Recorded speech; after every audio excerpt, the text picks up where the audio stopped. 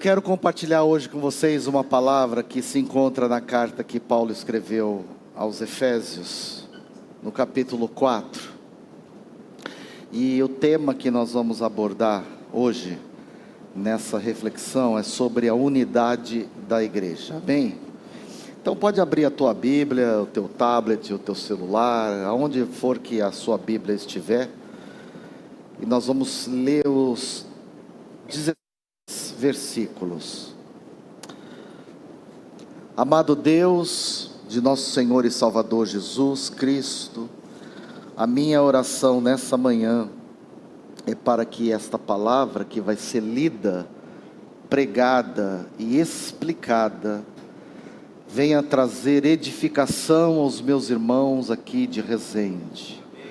Que essa palavra sirva para trazer cada vez mais o Senhor para perto de nós, das nossas vidas, do nosso ministério, e que o Senhor abençoe aqueles que vão estar tanto no presencial, como aqueles que vão estar nos acompanhando pela internet. A minha oração é que a Tua palavra cumpra com o objetivo pela qual ela foi escrita, e que o Espírito Santo de Deus nos inspire, nos capacite a pregar essa maravilha que foi escrita por Paulo há tantos anos atrás, mas que tem impacto até hoje nas nossas igrejas, Senhor. Assim nós oramos e te agradecemos no precioso nome de Jesus. Amém. Rogo-vos, pois, eu, o prisioneiro do Senhor, que andeis de modo digno da vocação a que vocês foram chamados. Eu estou lendo na versão atualizada, revista atualizada. Se a sua estiver diferente, tá bom? Não tem problema. Com toda humildade e mansidão, com longanimidade, suportando-vos uns aos outros em amor, esforçando-vos diligentemente por preservar a unidade no espírito do vínculo da paz. Há somente um corpo e um espírito, como também fostes chamados numa só esperança da vossa vocação. Há um só Senhor, uma só fé, um só batismo, um só Deus e Pai de todos, o qual é sobre todos, age por meio de todos e está em todos. E a graça foi concedida a cada um de nós, segundo a proporção do Deus, do dom de Cristo. Por isso diz, quando ele subiu às alturas, levou cativo o cativeiro, e concedeu dons aos homens. Ora, quer dizer subiu, senão que também havia descido às regiões inferiores da terra? Aquele que desceu é também o mesmo que subiu, acima de todos os céus, para encher todas as coisas. E ele mesmo concedeu uns para apóstolos, outros para profetas, outros para evangelistas, outros para pastores e mestres, com vistas ao aperfeiçoamento dos santos, para o desempenho do seu serviço, para a edificação do corpo de Cristo, até que todos cheguemos à unidade da fé e do pleno conhecimento do Filho de Deus, a perfeita varonilidade, à medida da estatura da plenitude de Cristo, para que não sejamos como meninos, agitados de um lado para outro, e levados ao redor por todo vento de doutrina, pela artimanha dos homens, pela astúcia com que nos induzem ao erro. Mas seguindo a verdade em amor, crescemos em tudo, naquele que é a cabeça, Cristo, de quem todo o corpo, bem ajustado e consolidado pelo auxílio de toda junta, segundo a justa cooperação de cada parte, efetua o seu próprio aumento para a edificação de si mesmo em amor. Pode se assentar. Amém.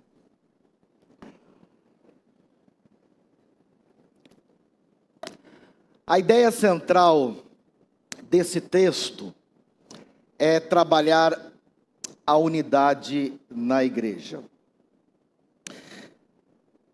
A título de introdução, eu quero dizer à igreja que a unidade não é algo mecânico. A unidade não é algo imposto à igreja. A unidade não é algo criado pelo homem. Pastor nenhum consegue criar unidade no corpo de Cristo, por mais ungido que ele seja. O erro das igrejas modernas é acreditar que a unidade da igreja é obtida pela força do homem.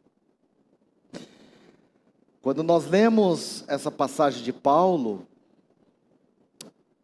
há um versículo que diz que quem provoca a unidade no corpo de Cristo é o Espírito Santo. Então a unidade na igreja procede do Espírito.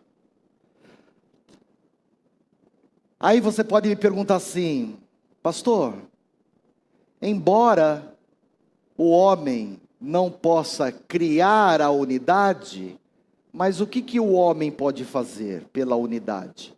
O texto vai nos ensinar que o homem pode preservar a unidade da igreja. Aleluia. E como é que Paulo nos ensina a preservar a unidade da igreja? Então há pelo menos 8 virtudes nesse texto, aonde Paulo, de forma bem clara, nos ensina não a criar, mas a preservar a unidade da igreja. Então vamos ver quais são essas virtudes. E no momento que eu estiver falando, procure entrar dentro do texto, procure se enxergar, procure ver como é que você está em relação a essas virtudes. Eu acho que seria um exercício muito rico de espiritualidade cristã. A gente mergulhar no texto e falar: opa, nisso aqui eu preciso melhorar, nisso aqui eu tô bem, nisso daqui eu posso até ensinar outros, enfim. Então, eu quero que você preste bem atenção nas virtudes que Paulo ensina para preservar a igreja. Então vamos nela. A primeira virtude, o texto diz que o modo digno de nós andarmos na igreja é agindo com humildade.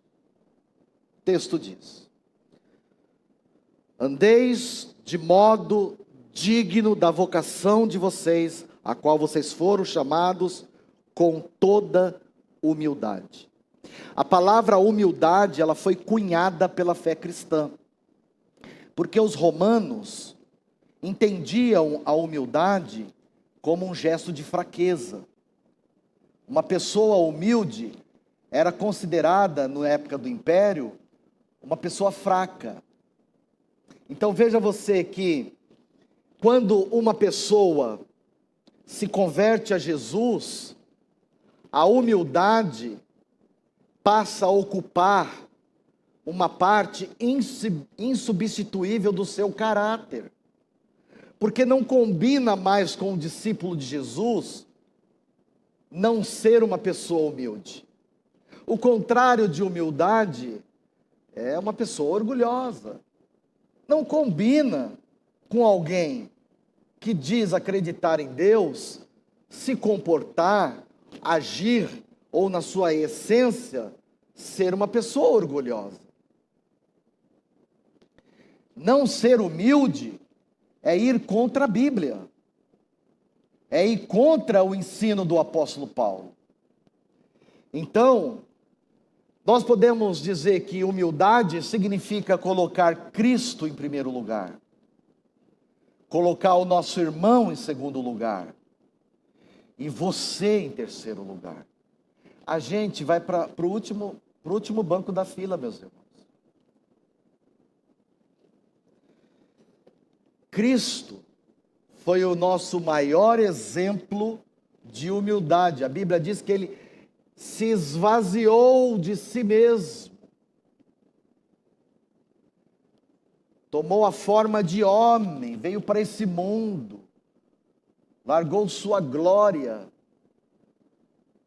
As bem-aventuranças em Mateus, aquele sermão clássico que Jesus pregou ali na Galileia, a primeira bem-aventurança qual é? Bem-aventurado os humildes de espírito. Então, como é que eu preservo a unidade da minha igreja? Agindo com humildade diante dos meus irmãos. Segunda virtude, preservamos a unidade da igreja, agindo, como diz o texto, com mansidão. Uma pessoa mansa é uma pessoa dócil, é uma pessoa que suporta a afronta, é uma pessoa que prefere suportar o dano do que provocar danos. Ah, pastor, mas eu sou uma pessoa sanguínea na igreja, eu tenho um temperamento colérico, eu sou estouradão. Mesmo você sendo uma pessoa temperamental, ainda assim, você pode ser uma pessoa mansa. Desde que seu temperamento esteja sendo controlado pelo Espírito Santo de Deus. Aleluia! Glória a Deus. A mansidão é uma virtude daqueles que não perdem o controle nunca. Moisés foi um homem manso. E veja o poder e a influência que ele exerceu. Então, se você se considera uma pessoa temperamental, a minha palavra para você nessa manhã é: você está sob controle? Ora, não só o seu temperamento, sua vida, seus sonhos, sua língua, seus desejos, eles estão totalmente controlados. Você se vê alguém que possui um completo domínio de si mesmo.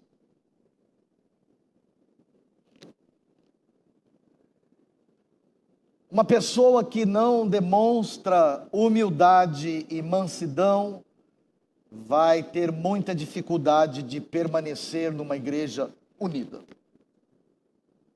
Mais cedo ou mais tarde vai pipocar, vai estourar, vai explodir, vai ligar o sinal vermelho.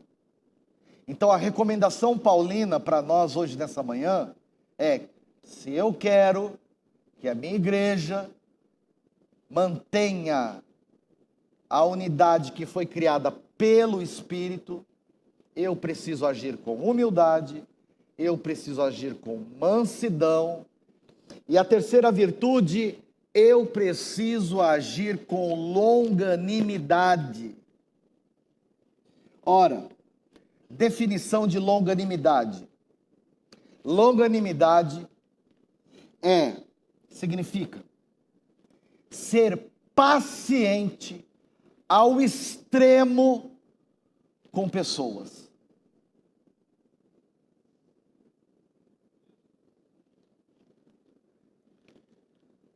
É a pessoa que aguenta um insulto,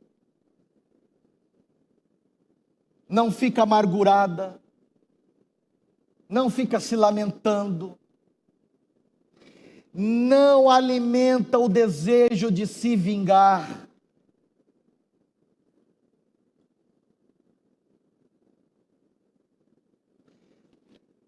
Sem longanimidade, irmãos, a gente tem data de validade na igreja.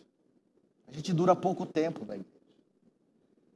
Ainda mais, ontem nós falamos aqui sobre liderança, aqueles que estão no ministério, tem que ser pessoas longânimas.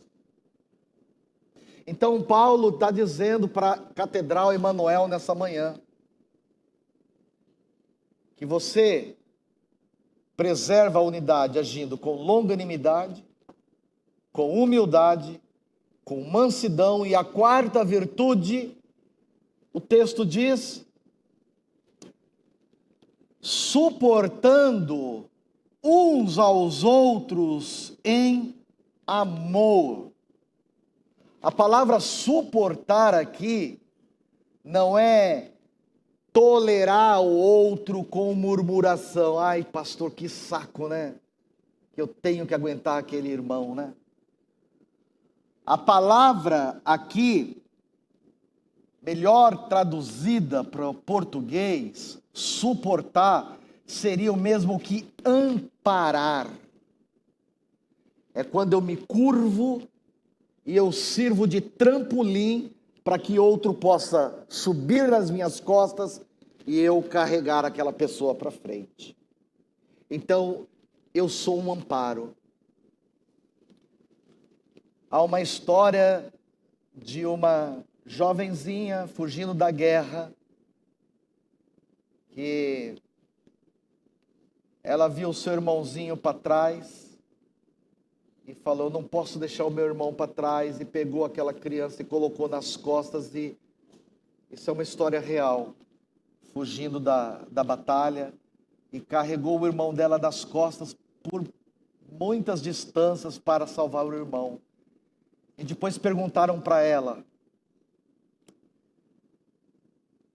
mas essa criança não pesa nas suas costas? E ela falou, não, ele é meu irmão. Irmãos não pesam. E a gente tem prazer de carregá-los, em ser suporte da vida deles. Há pessoas que precisam ser carregadas na igreja. E aqueles que são mais fortes, aqueles que são longânimos, aqueles que são humildes, aqueles que são mansos, vão preservar a unidade agindo em amor para com os fracos. Uma vez o Atmani foi convidado, grande pregador chinês, aí no culto numa igreja na Inglaterra, e o irmão que o convidou falando, vou te levar numa igreja que, nossa, é uma bênção, os irmãos são todos fortes e tal, e aquele culto avivado e tal.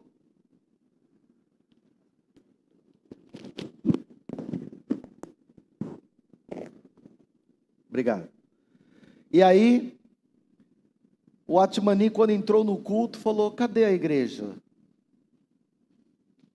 Isso aqui não é igreja. Mas como não é igreja? Isso aqui não é igreja.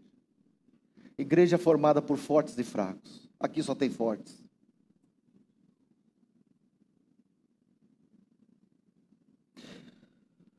Com toda humildade, com toda mansidão, com toda longanimidade, suportando. Suportar é ser sensível às fraquezas dos outros, não deixando de amar por causa das suas falhas, ainda que eles nos ofendam, ainda que eles nos desagradem, mas vamos amá-los.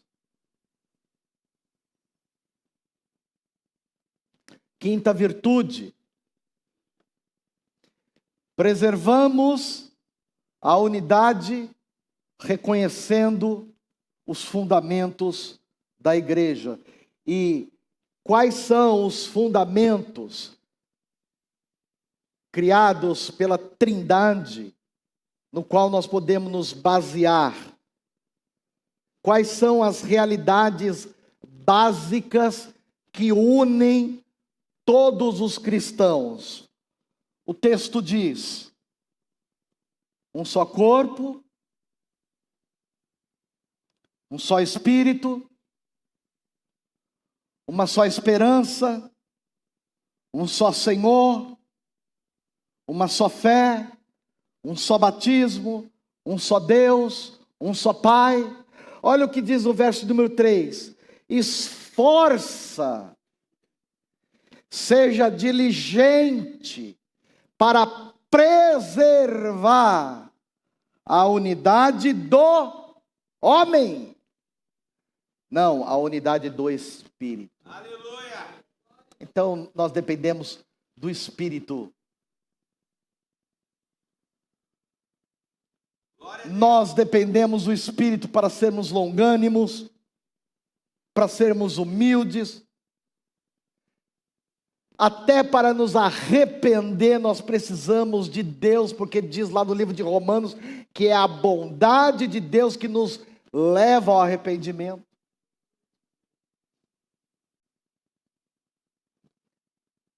Irmãos, nós éramos pessoas falidas, nós entramos em falência, em concordata. É o Espírito Santo que nos ajuda a suportar o irmão, a agir com longanimidade. Agora, se há um só corpo, um só batismo, uma só esperança, irmãos, é difícil, é inadmissível crer que dois crentes que dizem obedecer o mesmo Senhor sejam incapazes de andar em unidade.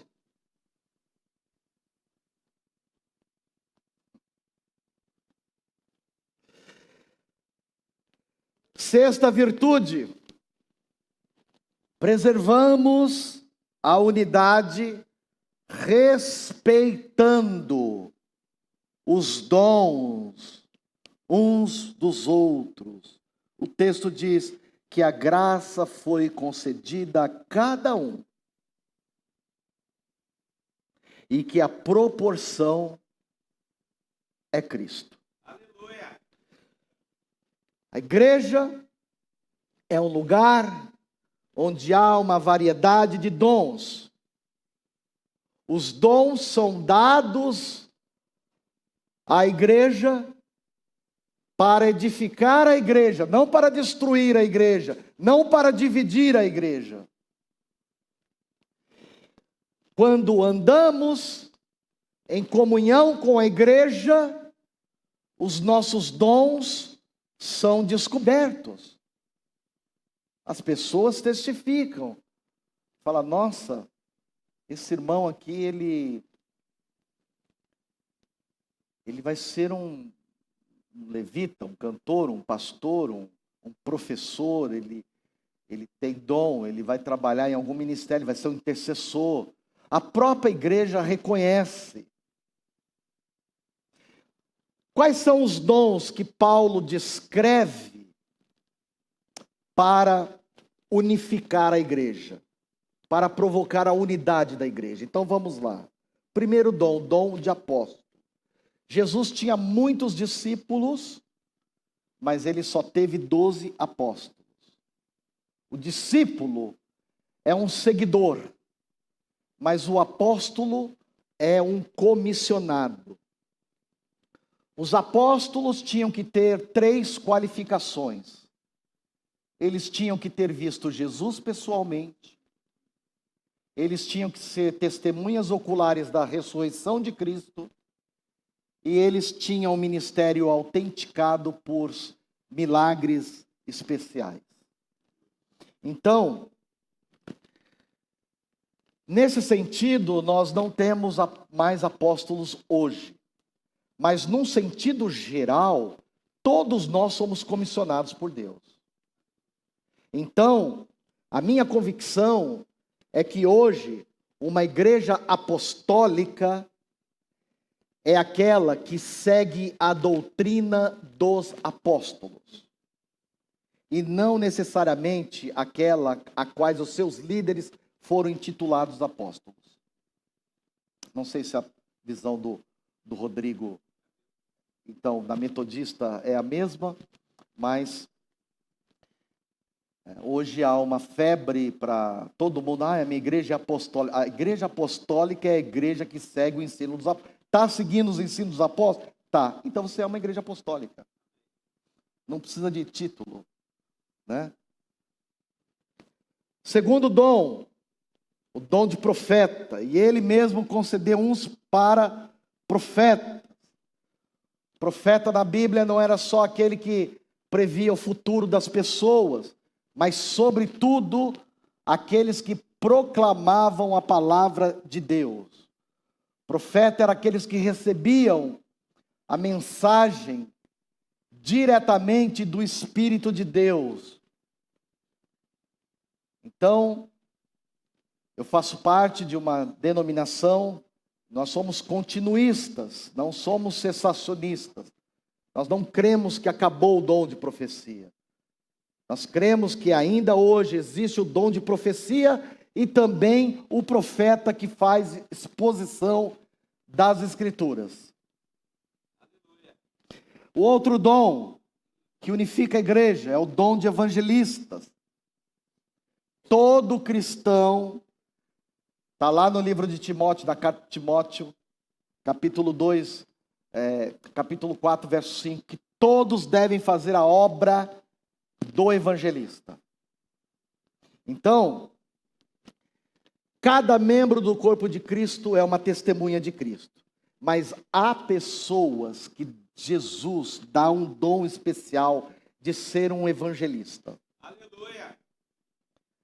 São pessoas que vão ter um alcance maior que o nosso, que vão pregar e vão conquistar muitas mais pessoas para o evangelho.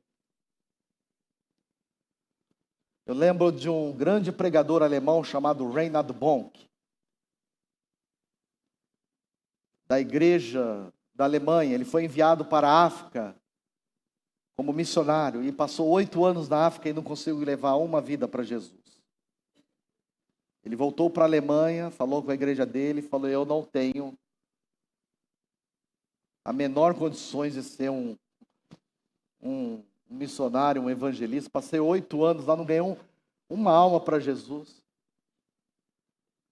Foi quando ele ouviu, isso está no livro dele, Deus falando com ele: você vai voltar para a África, porque agora eu vou te usar.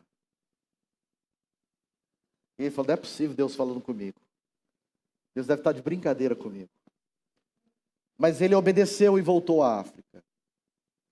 E ele chegou na África, falou: Jesus, o que eu vou fazer aqui? Ele falou: eu vou te dar o sinal. Ele entrou num vilarejo, foi orar por um cadeirante, o cadeirante se levantou. Eita glória! O paralítico saiu andando. Ora, num vilarejo isso, o que aconteceu? Não precisa nem Instagram no vilarejo, irmãos. A notícia bombou. Olha, nós conhecemos um homem de Deus, um homem de Deus, um homem de Deus, e ele começou a orar, cego começou a enxergar. Aleluia! Surdo, glória a Deus, passou a ouvir. Mudo, passou a falar.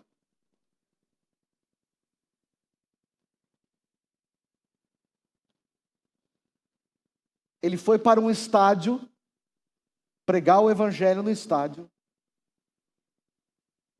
E quando ele chegou no estádio, aquela multidão. Bruxos começaram a se converter. Aleluia! Para resumir a história, Reinhard Bonk é considerado o maior evangelista que passou pela África nos dias atuais. Aleluia! Suas caravanas iam 8 carretas levando as tendas que ele montava no deserto. 8 carretas. Montava as tendas. O povo ia. E Deus usando o cabra. Agora, o fato de você não ter o mesmo alcance, proporção desse dom especial, não nos desobriga de evangelizarmos. Porque senão a pessoa pode, se eu não tenho um dom, o pastor falou que tem que ter um dom, então não vou evangelizar. Não. Há pessoas que o pastor Rodrigo não vai conseguir alcançar, mas que você vai conseguir alcançar. Aleluia. Pessoas lá na minha igreja que eu não vou conseguir alcançar. Não é minha tribo, não está no meu raio de relacionamento, mas está no raio do outro irmão. O quarto dom é o dom de pastores e mestres. No grego aqui não tem pastores e mestres, é uma palavra só, pastor-mestre. Então, constitui um só ofício com dupla função. Deus chama homens para serem pastores mestres. E o pastor, ele ensina, ele exorta, ele alimenta, ele cuida, ele protege, ele vigia, ele consola as ovelhas. Ele faz isso através de dois instrumentos. O primeiro instrumento do pastor é a palavra. Ele usa a palavra para alimentar o rebanho. E o segundo instrumento é a vara. Ele usa a vara e o cajado para fazer um carinho nas ovelhas. O carinho às vezes é tanto que a gente até quebra a vara na cabeça do fulano. Que é necessário. Então, esses dons são dados à igreja para preservação da unidade. Há pelo menos 30 dons espirituais na Bíblia. Quem trabalha com criança tem um dom. Quem canta tem um dom. Quem ensina tem um dom. Há o dom de misericórdia, há outros. Então, Deus te deu um dom para você servir a igreja e através do seu dom a igreja é edificada. E a unidade é preservada. E aqui o evangelista não é maior que o pastor. O pastor não é maior que o apóstolo. O apóstolo não é maior do que o profeta. Irmãos, nós estamos tudo na mesma situação. Cristo é o maior na igreja. Pode ser que o pastor recebeu de Deus mais responsabilidade para pastorear a igreja, para gerir a igreja. Mas nós somos todos iguais diante de Jesus. Aleluia. Nós dependemos uns dos outros. Amém? Amém. Quais são os resultados que Paulo diz que uma igreja que preserva a unidade alcança? Então vamos ao verso de número 12. Uma vez que a igreja preserva a unidade, o que acontece com essa igreja? Deus concede dons espirituais para ela. E qual é a finalidade dos dons espirituais? Nos edificar. E aí o resultado disso é que a igreja cresce. E esse crescimento, ele pode ser visto de 3 formas claras das Escrituras. A primeira forma, o texto diz que os crentes são aperfeiçoados. Não há nenhum outro registro no Novo Testamento para a palavra aperfeiçoamento. Ela só é colocada aqui nesse texto.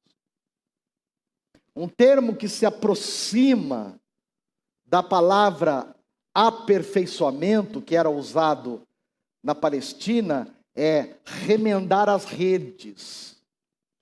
O pescador sai para pescar, aí os peixinhos vai lá e quebra a rede. Então, depois ele tinha que costurar, arrumar para sair pescar de novo. Então, nós somos chamados, quando nós preservamos a unidade da igreja, um dos resultados que acontece é que a gente passa a costurar a rede. A gente não aumenta os problemas da igreja, a gente resolve os problemas da igreja. Chega muita pessoa na igreja totalmente descosturada. Quem é costureira aqui na igreja? Tem alguma irmã aqui? Faz crochê, que faz algum artesanato? É. Leva uma peça para ela, uma barra está maior que a outra, ela vai lá e costura e fica, ó, bonitinho, né? Um segundo resultado, quando nós preservamos a unidade da igreja, é que nós passamos a performar mais. Olha que texto lindo. Ao manter a unidade, nós aperfeiçoamos os santos, para quê? Para desempenhar, para performar mais o seu serviço. Então, quando o crente se esforça para preservar a unidade da igreja, ele não somente fica aperfeiçoado, como ele também melhora a sua produtividade. Seus frutos são melhores, como resultado do seu desempenho do seu serviço. Longe de ser um parasita na igreja, esse irmão, essa irmã, é alguém que performa no ministério. Aleluia. Terceiro resultado, os crentes são edificados. Uma igreja que preserva a unidade, recebe dons, experimenta um crescimento saudável, e o texto diz que os seus membros são edificados. É um termo da linguagem da construção civil, da arquitetura. Edificar um edifício é levantar colunas. Aquela pessoa é ponta firme com a igreja, é aliançada com a igreja. Bem, a última virtude apresentada por Paulo aqui, e Paulo conclui esse assunto sobre unidade da igreja, destacando 4 evidências do resultado da unidade da igreja. O primeiro é que unidade atrai maturidade. Olha o que diz o texto. Até que todos cheguemos à unidade. E aí, quando chega na unidade, o que acontece? Pleno conhecimento, uma perfeita varonilidade, uma estatura da plenitude de Cristo. Ou seja, você que é uma pessoa que se esforça diligentemente, como diz o texto, para preservar a unidade da igreja, você atrai maturidade para você, querido. Eita glória! Nosso alvo é crescimento espiritual. Cristo é o nosso exemplo. Essa é a nossa meta. Somos um reflexo de Cristo. Só pessoas maduras conseguem fazer com que Cristo viva de novo dentro dele. O problema da igreja ter tantos desigrejados é porque há tanta gente imatura. Segundo, unidade atrai estabilidade. O texto diz que um crente maduro, agora ele não é jogado mais de um lado para o outro, agitado, indo atrás de novidades espirituais, embarcando em todo tipo de onda, agitado, levado ao redor por qualquer vento de doutrina, por artimanhas humanas, por astúcia, induzido ao erro. Não! Agora ele é um crente estável. Ele tem estabilidade. Quando as pessoas vão comprar um automóvel e procura saber acerca daquele automóvel, se ele é econômico, se o seguro é caro, se ele tem espaço, bagageiro, porta-malas, enfim, estética, se tem computador de bordo, tudo, mas o que é mais importante no carro é ter estabilidade, porque você pode ter um carro que funciona com o GPS de última geração, mas na primeira curva não tem estabilidade, capota, tchau, vai embora você e o GPS junto. Então, unidade atrai maturidade. unidade atrai estabilidade. Terceiro, unidade atrai amor. Olha o que diz o texto. Nós seguimos a verdade em amor. A verdade sem amor é brutalidade. Mas amor sem verdade é hipocrisia. Então as pessoas que preservam a unidade da igreja são as pessoas que mais amam a igreja.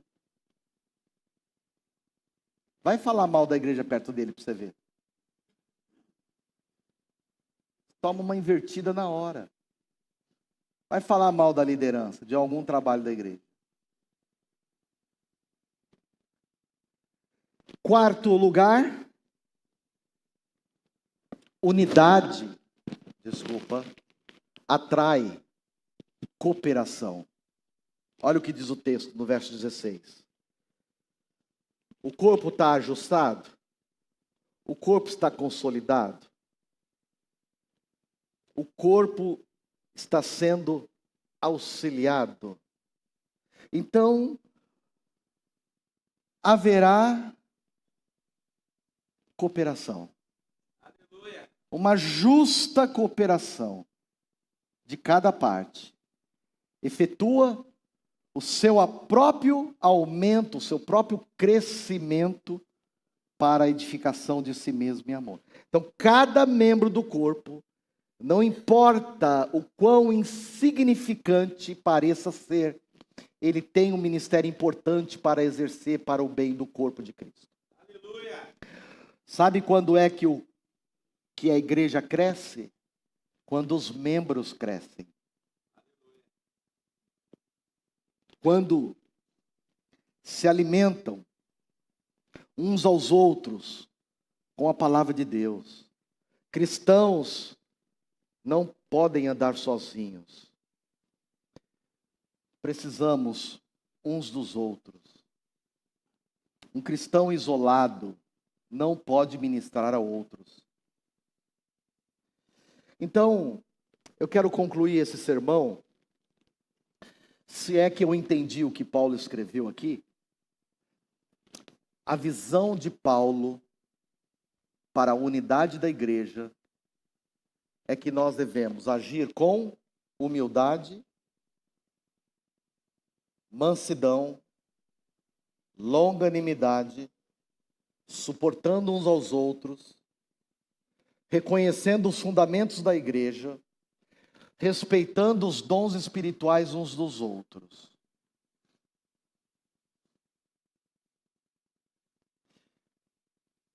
Unidade atrai maturidade, unidade atrai estabilidade, unidade atrai amor e unidade atrai cooperação. Então, a nova sociedade que Deus criou, chamado igreja, deve demonstrar essas virtudes. Essas são as características de uma vida digna da vocação a qual Deus te chamou.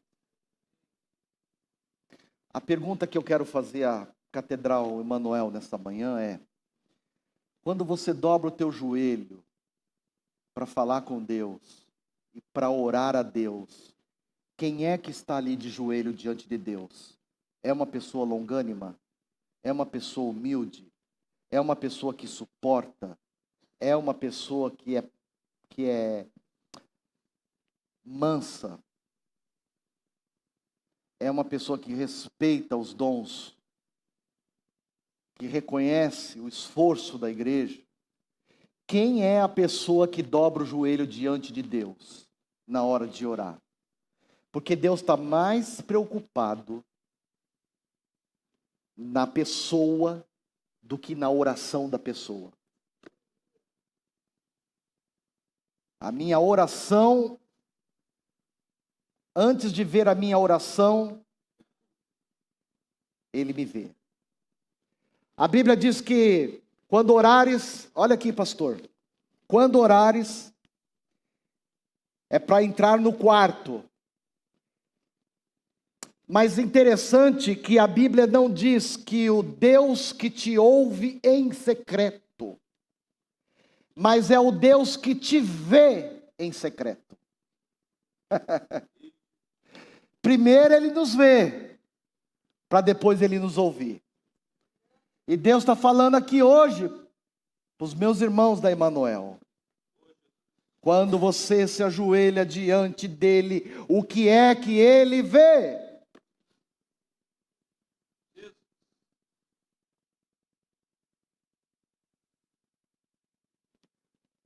Eu quero orar. Eu quero que você feche seus olhos por um instante. Eu queria tanto poder estar andando para lá, para cá, me gesticulando. Mas como a gente se sente preso. Mas eu quero acreditar que Deus está falando com a igreja nessa manhã. Há pessoas aqui que precisam entender que você é responsável por manter a unidade da igreja. Não sei qual é a sua condição, não sei qual é o... Aliás, eu nem te conheço. O bom de pregar na igreja dos colegas é que a gente não conhece ninguém. Mas se Deus estiver falando com você, meu irmão, com você, minha irmã, a Bíblia diz: obedecei aos vossos profetas e prosperareis. Obedeça, obedeça. Senhor, em nome de Jesus, nós aprendemos aqui com o nosso irmão Paulo, que é o Espírito Santo de Deus, que entrega à igreja uma unidade orgânica, e que compete a nós, membros desta igreja, preservar por esse vínculo. Por isso a minha oração nessa manhã, por cada um que está aqui presente, pelos que estão na internet, pelos que virão à noite, que a Catedral Emanuel experimente um sopro de unidade profunda do Espírito de Deus. Que haja, Senhor, cada vez mais irmãos e irmãs humildes, longânimos, mansos, que suportem uns aos outros, maduros, estáveis, que cooperam, que amem, porque essas virtudes impregnadas nesta catedral vai fazer com que essa igreja se torne cada vez mais uma igreja relevante, não só em Resende, mas em toda a circunvizinhança. Assim eu oro por cada irmão que está aqui me ouvindo, para que o Senhor os abençoe nessa manhã, e que essa palavra produza esclarecimento e edificação aos meus irmãos, em nome de Jesus. Amém.